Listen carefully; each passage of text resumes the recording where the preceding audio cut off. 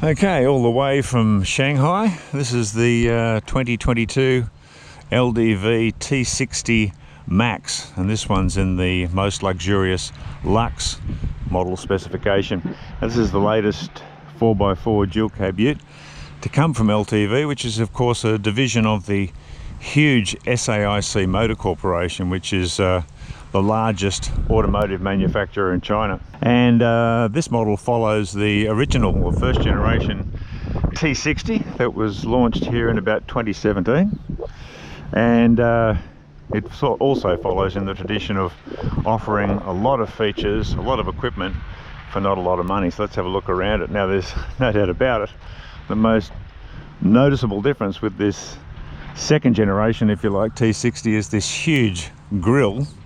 It really does make a statement. Some people we've spoken to love it, some don't like it, but I think we're all agreed that it has enormous impact. There's no other ute on the road that looks like that. And you walk around and you can see a lot of features, a lot of chrome, a lot of nice fittings, 17-inch alloy wheels, nice chrome on the door mirrors. The interior is well appointed, certainly a bit of leather appointments throughout. There's good connectivity in there, nice exposed stitching on surfaces, and just overall has quite a high quality look. Same applies to the rear seat, of course. And one thing I did notice, it's very spacious. There's a lot of leg room in the back, which is something you always want in a dual cab.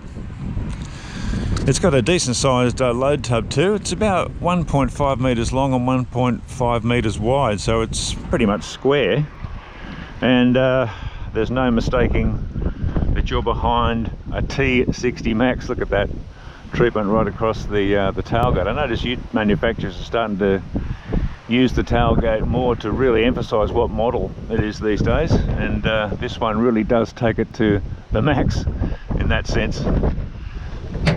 So there she is. It's got a spray-in tub liner and 4 large anchorage points, and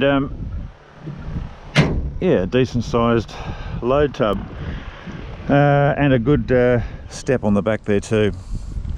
Now, because this is the luxury version, it's got softer suspension, softer riding suspension. As a result, the payload is only 750 kilograms, or 3/4 of a ton.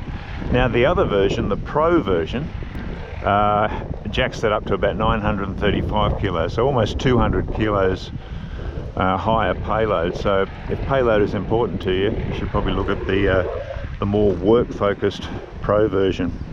It's also rated to tow up to 3,000 kilograms of brake trailer, but I can't tell you how much you can carry and tow at the same time, because for some reason LDV never issue a GCM or a gross combination mass figure. So I can't tell you whether you'd be, or how much weight you can carry when you're towing, which is a bit odd, but that's the way it is with LDV.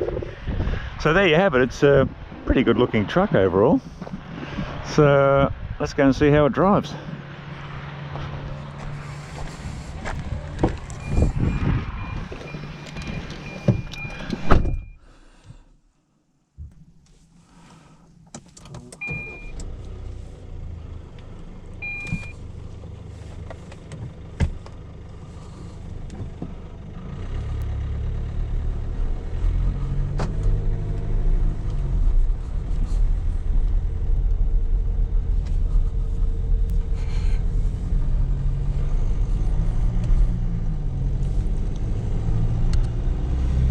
Okay, so the T60 Max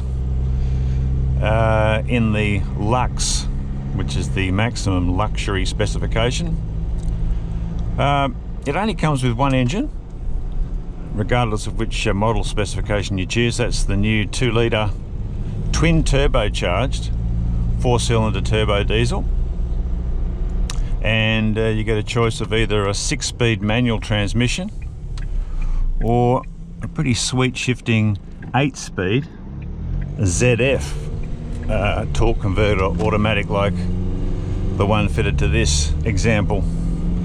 Now this engine's got plenty of grunt, 160 kilowatts power and 500 Newton meters of torque. So no shortage of pulling power there.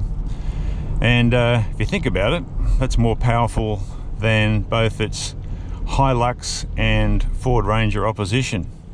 So they're off to a good start.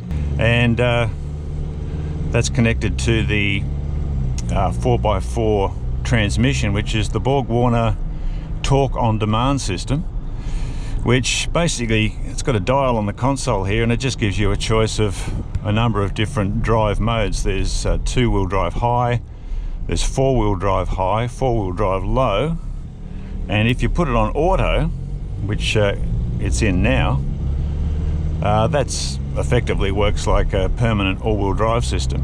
So you've got a number of different options there. Overall, the ride quality isn't too bad. It's a little jittery on the firm side, but certainly comfortable enough.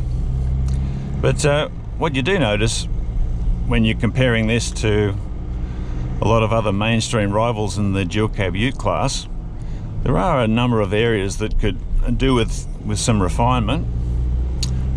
Most noticeable of those is it's got a bit of turbo lag down low. Now you don't really notice it if you're just driving around normally on light throttle settings. Where you really notice it is if you accelerate hard from a standing start.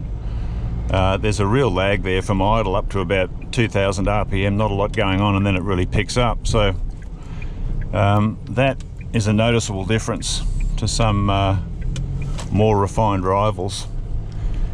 The steering is also heavy, and you'll notice that it's heavy if you're used to, like I am, the variable ratio systems having a lot of utes now, which, you know, give you nice light steering weight at parking speeds, and then it becomes progressively firm as road speed increases. With this system, it's just got the same heavy feel regardless of road speed. So you already notice that difference too. I've also noticed that the brake pedal takes, you've got to push it pretty hard to get it to stop. Now that could be a result of just using a very hard brake pad material, but regardless of the reason, you do notice that you've got to push the brake pedal pretty hard compared to other rivals I've tested. So the verdict, well, the Chinese may be playing catch up still in terms of overall refinement, but it does bring a couple of good things to the table, namely the fact that it's got an ANCAP 5-star safety rating, and it's also got a 5-year 130,000 kilometer warranty. And when you combine that with the fact that it's got a lot of features, a lot of equipment, and it's about $20,000 cheaper than, say, a Ford Ranger XL equivalent, that adds up to quite a package. So the decision is yours, but if you're in a situation where you really want to buy a new ute, you've got less than $40,000 to spend, and you're not too fussed about things like the badge that it's wearing or the country that it's from, I reckon the LDV T60 Max was certainly worthy of at least a test drive and some serious consideration.